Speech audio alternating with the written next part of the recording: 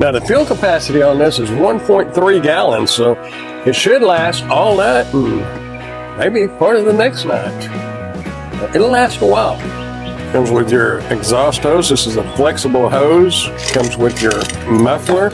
I have read that you can use the muffler and it makes it a little quieter, or you can leave it off. Just whatever you want to do.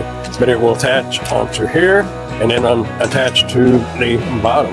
There's your hose clamps. Then you can just tighten your hose clamp up, and that will hold it onto the heater. Okay, now we've kind of covered the basics. We're going to get the air intake line hooked up, and then we will get the exhaust line hooked up.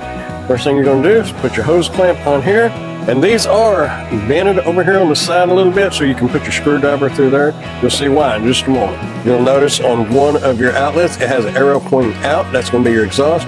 So this side's going to be your intake. Put your hose clamp on here and put your hose on here.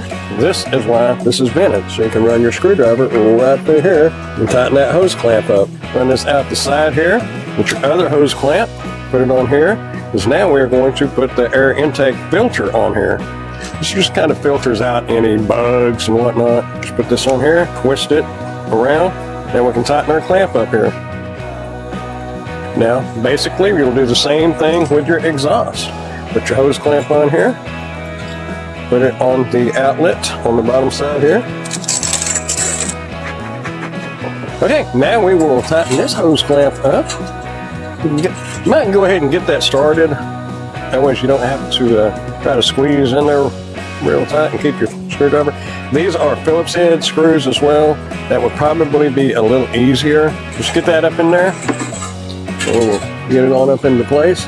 And hold it there and get it tightened up the rest of the way. Get that on there. Now you can take this and bend it now, because this is a flex hose, so you can bend it on around. You don't have a lot of room between the foot of the heater and the ground, so you need as much room there as you can get. Straighten that out.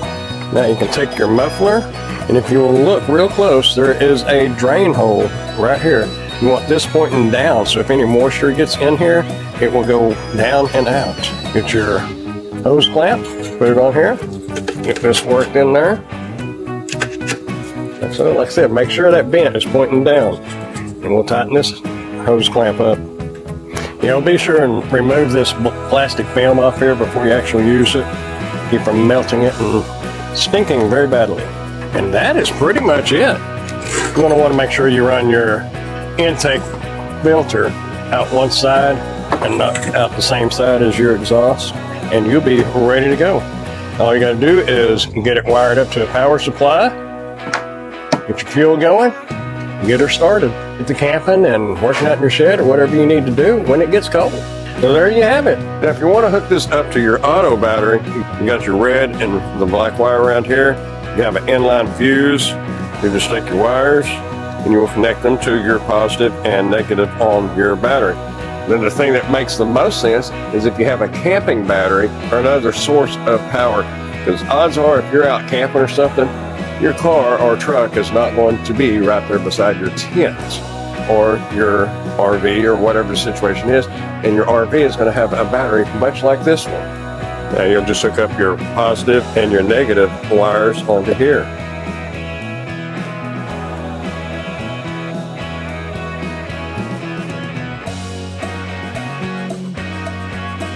See, once you get your power hooked up, you're ready to go.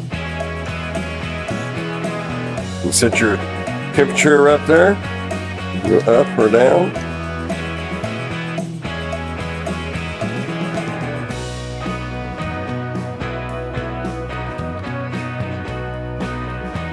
There you go. Ready to go. Got your air blowing out right there, and you're ready to stay warm on those cold camping nights.